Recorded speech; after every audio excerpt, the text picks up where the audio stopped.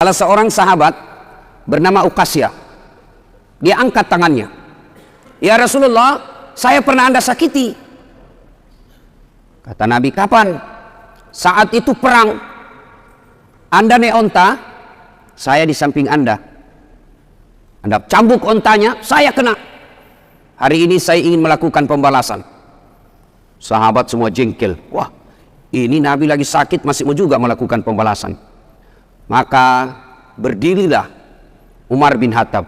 Ukasya, kalau kau ingin melakukan kisah pembalasan, saya yang kau cambuk.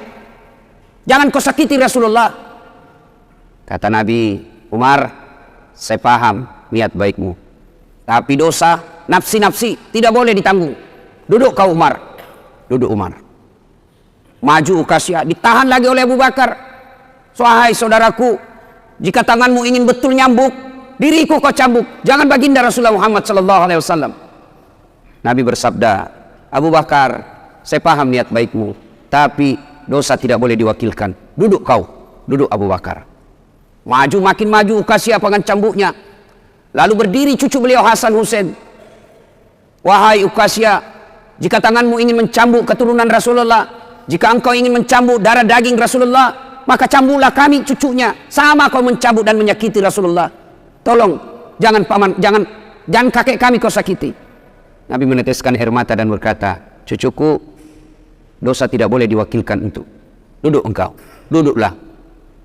Hasan Hussein semakin mendekat Ukasya, dia angkat cambuknya. Begitu dekat, dia buang cambuknya, lalu dia peluk Nabi. Sahabat semua heran, apa maksudmu? Tadi kau mau mencambuk Nabi, sekarang kau peluk sambil menangis.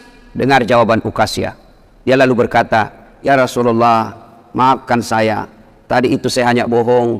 Tadi itu cerita saya cuma karang-karang. Saya tahu sebentar lagi Anda meninggalkan kami. Ingin rasanya tubuhku yang hina ini memeluk badan Rasulullah sebelum kita berpisah. Kalaupun kelak nanti kita berpisah, di akhirat tentu kita berbeda tempat. Ya Rasulullah, rindu rasanya kulit saya ini menyentuh Rasulullah. Lalu Rasulullah bersabda, saudara-saudara sekalian, jika engkau ingin melihat sahabatku di akhirat kelak, lihatlah ini karena cintanya kepada Rasulullah Muhammad SAW. Tepat hari Senin 12 Rabiul Awal tahun ke-11 Hijriah, bersamaan dengan hari lahirnya Rasulullah, hari Senin tanggal 12 Rabiul Awal tahun ke-11 Hijriah, Allah perintahkan kepada malaikat Jibril, berangkat Rasulullah. Hebohlah Mekah, berduka seluruh Mekah.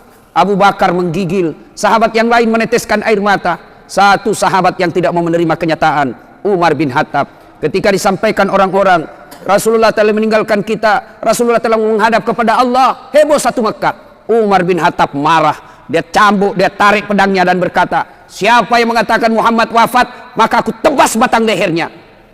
Umar tidak biasa, Umar tidak mampu menerima kenyataan Rasulullah berpisah dengannya.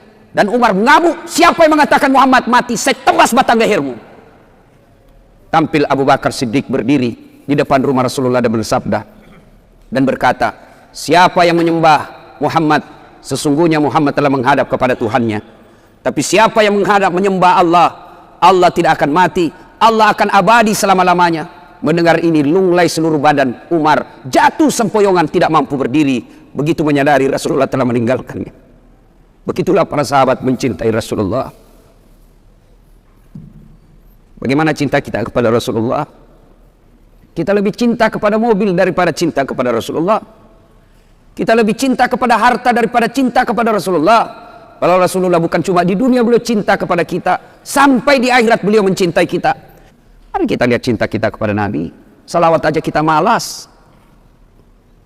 Sallallahu ala Muhammad, sallallahu alaihi wasallam, sallallahu ala Muhammad, sallallahu alaihi wasallam. Ya Nabi, salam alaik. Ya Rasul, salam alaik. Ya Habib, salam alaik. Ibu bapak, saudara-saudara sekalian yang dihormati, bagaimana wujud kecintaan kita kepada Rasulullah? Apabila kita cinta kepada Rasulullah, pelihara anak-anak kita. Apa hubungannya Ustadz? Cinta kepada Rasul dengan cinta kepada anak? Tidakkah kalau kita cinta kepada Rasulullah, ajaran-ajaran Rasulullah, petua-petua Rasulullah, pesan-pesan Rasulullah, titah-titah Rasulullah harus kita pelihara dan kita amalkan selama-lamanya. Bagaimana pesan-pesan Rasulullah, bagaimana perintah-perintah Rasulullah akan abadi dan selama-selamanya apabila kita tidak pelihara generasi muda. Bapak-bapak yang sudah usia-usia lanjut, ini usia-usia yang insya Allah akan selamat. Tapi bagaimana Islam ke depan? Bagaimana Islam 10 tahun yang akan datang, 20 tahun yang akan datang, 30 tahun yang akan datang berada di anak-anak kita semua. Maknanya, kalau anak kita tidak pelihara dengan baik, maka lambat laun Islam akan pudar di dunia. Belajar dari Spanyol. Dulu Spanyol berjaya Islam di sana. Kerajaan Islam berjaya di Spanyol. Tapi apa yang terjadi sekarang? Hilang Islam di sana. Indonesia sekarang ini bisa dikata 80% Muslim, 80% kita orang Islam di Indonesia. Tapi tidak ada jaminan Islam akan abadi di Indonesia. Memang Al-Quran telah menjamin dunia ini tidak akan hilang Islam. Di dunia ini tidak akan Islam, tidak ada punah Islam di dunia ini. Tapi tidak ada jaminan dalam Quran dan hadis tidak akan punah Islam di Indonesia. Bila kita tidak memelihara anak-anak kita, kita tidak wariskan Islam kepada anak-anak kita, maka bisa jadi Islam akan menjadi kenangan di bumi Republik Indonesia. Coba lihat sekarang anak-anak kita, Pak. Siapa yang dijadikan idola? Lee Min Ho. Siapa yang dijadikan idola? Artis-artis yang tidak jelas agamanya. Coba lihat acara Ciri TV kalau ada artis yang menyanyi. Lihat anak-anak usia SMP SMA kita, rasanya mau kesurupan lihat artis. Mungkin kasar kalau saya katakan, kalau dia lihat artis cewek-cewek bilang cium saya, peluk saya, tiduri saya. Yang diidolakan, yang datang pengajian ini orang-orang tua kan, usia-usia sakaratil maut. Mana anak-anak kita, Pak? Jangan sampai kita sudah asik pengajian, anak kita tinggalkan di rumah. Sertakan anak-anak kita dalam tablik. Kenapa ketika ulang tahun kita mampu bawa anak kita ke Jakarta, kita mampu bawa ke mall, kita bawa mampu. Tapi ketika taklim-taklim seperti ini, kita tidak mampu membawa anak-anak kita. Nah, coba kita lihat nih fakta. Suatu ketika saya senang, Pak, bagi-bagi medsos saya ke anak-anak remaja. Supaya apa? Mereka ada tempat berdiskusi agama. Suatu ketika ada anak-anak curhat ke saya, usia 15 tahun. Ustadz, pacar saya hamil. 15 tahun, kelas 3 SMP. Saya bilang, pertemukan saya bapakmu. Kalau tidak bisa ketemu, kasih saya nomor teleponnya. Saya telepon. Saya sampaikan ke bapak orang tuanya, nikahkan. Jangan lagi ada pikiran kau gugurkan itu kandungannya anaknya, pacarnya. Saya cerita-cerita, lalu saya tanya, sudah berapa perempuan kau kasih begitu? Apa dia jawab? Sudah 5 Ustadz, tapi baru satu ini yang hamil. Kelas 3 SMP. Saya tanya, bagaimana caranya? Tidak mungkin kau bisa masuk hotel. Kamu kan kelihatan muka anak-anak. Apa jawabannya? Memang tidak di hotel Ustadz. Terus di mana? Di rumahnya itu perempuan Ustadz. Makin bingung saya. Gimana ceritanya kok bisa masuk di rumah perempuan? Apa jawabannya? Saya tahu jam-jam berapa tidak ada orang tuanya di rumahnya. Rutinitas orang tuanya saya sudah hafal. Pada saat itu saya datang ke rumahnya. Auzubillah min dzalik. Hati-hati, Pak. Kita terlalu sibuk. Tidak punya waktu untuk anak. Padahal kita cari nafkah supaya apa? Anak. Heran kan? Orang tua cari nafkah supaya anaknya baik-baik hidupnya. Tapi sayang seribu sayang. Anaknya hanya diisi perutnya, tidak diisi imannya. Kita terlalu bingung apa yang dimakan anak kita. Padahal demi Allah, ada tidak di rumah ini mati kelaparan anaknya? Tolong tunjukkan saya, Pak. Ada di rumah sini yang mati kelaparan anaknya? Ada? Ada, Pak. Bohong Bapak kalau katakan ada. Tapi yang mati gara-gara narkoba, bisa jadi ada. Mati gara-gara ngelem. Lem pox dia campur lem tikus. Jangan kau campur lem Korea, tidak bisa terbuka mulut itu. Ayo. Mati gara-gara balapan. Mati gara-gara narkoba. Itu banyak, Pak, yang begitu. Maknanya, jangan cemas soal perutnya anak. Yang kita cemaskan agamanya. Perut apa? Terlalu bingung. Cicak aja dijamin rezekinya oleh Allah. Cicak. Bapak tahu cicak? Tahu cicak? Apa dia makan cicak? Hah? Nyamuk. Masuk akal enggak? Di mana ketemunya? Enggak punya terminal. Satu di dinding, satu terbang. Di mana ketemunya? Kalau kita pesawat bisa ketemu. Di mana kita ketemu? Di terminal. Ini nyamuk enggak punya terminal. Di mana ketemunya? Tapi Allah yang ngatur rezekinya cicak. Sehingga lagu kita dulu kan, cicak-cicak di dinding, diam-diam merayap. Datang Pak. Cicak yang datang. Nyamuk yang datang. Datang seekor nyamuk. Lagu tidak mengatakan cicak lompat ke nyamuk. Wah, udah setengah mati cicak, kasihan. Itu lagu-lagu dulu, Pak, memang bagus. Lagu-lagu kita dulu, Masya Allah, lagunya Umi Rama Pak, idola kita. Zaman saya kecil kan lagu-lagu Umi Rama. Mengapa minuman itu haram? Karena merusak kepikiran. Mengapa berzina juga haram? Karena itu cara binatang. Mengapa semua yang asik-asik itu diharamkan? Mengapa semua yang enak-enak juga diharamkan? Jawabannya,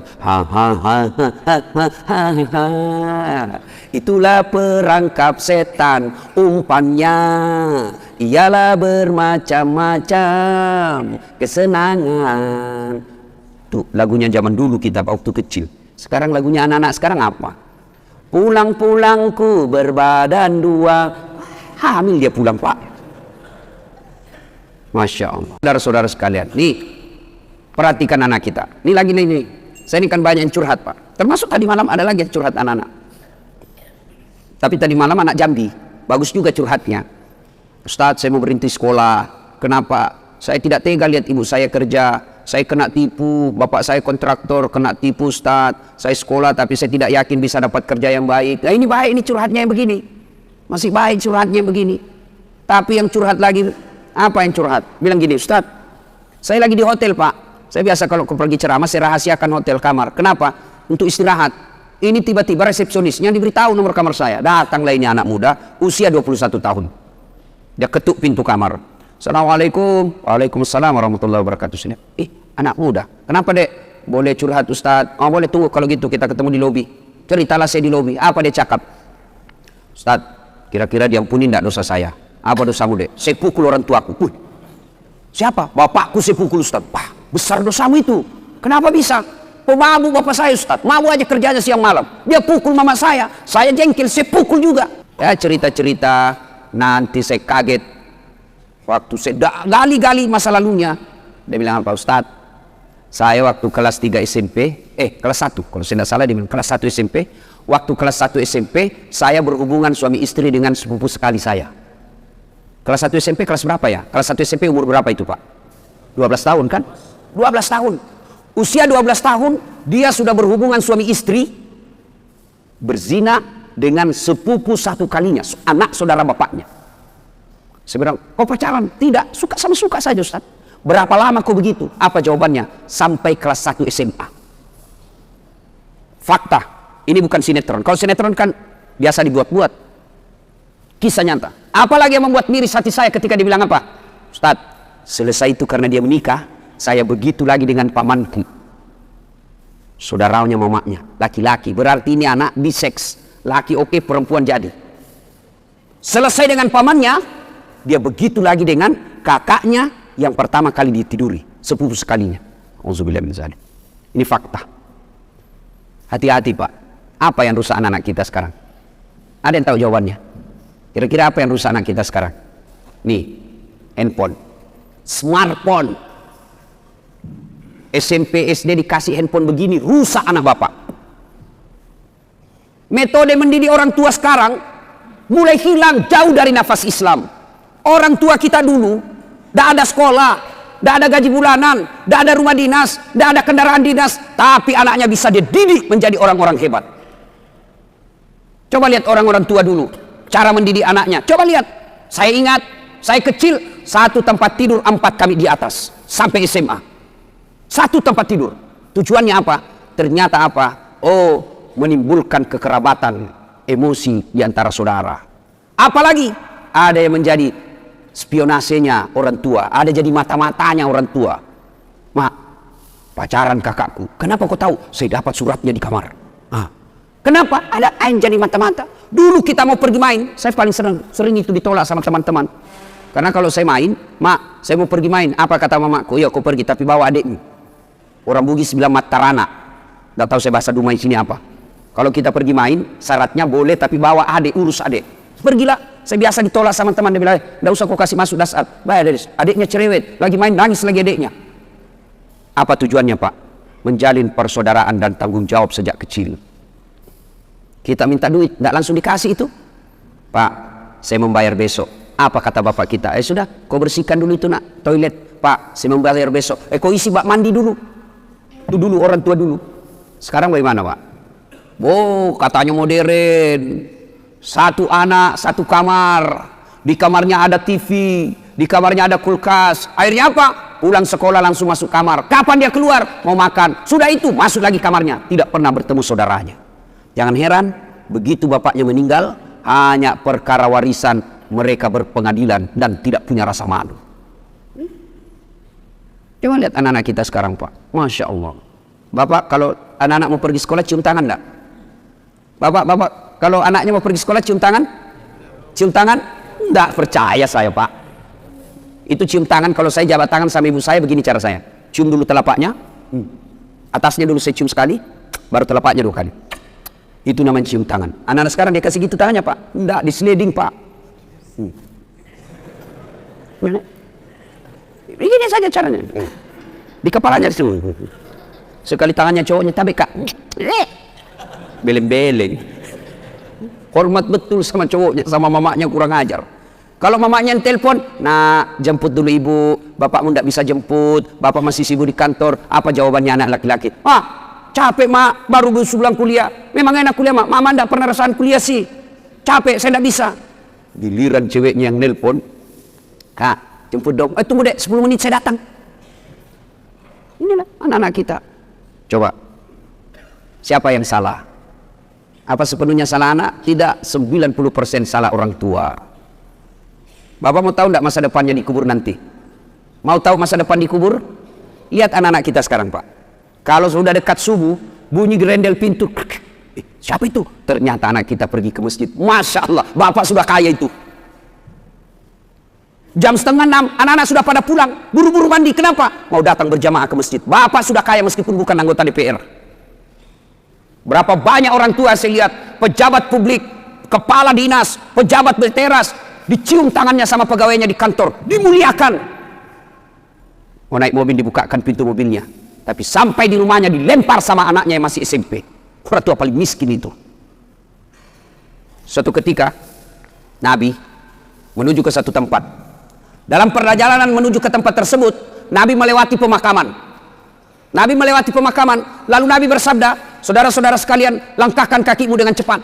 Sahabat melangkahkan kaki dengan cepat. Sampai di tujuan, balik lagi Nabi melewati rute yang sama. Sahabat ketika lewat di pemakaman, langkahkan kakinya dengan cepat. Nabi bersabda, tidak usah cepat-cepat, tidak usah buru-buru, tenang saja. Sahabat bertanya, ya Rasulullah, tadi waktu pergi kami disuruh buru-buru, kan pulang tidak lagi, ada apa ya Rasul? Nabi menjelaskan, begini, andai saja kau diberi telinga seperti pendengaranku, kau akan tahu betapa disiksanya tadi ini orang dikubur.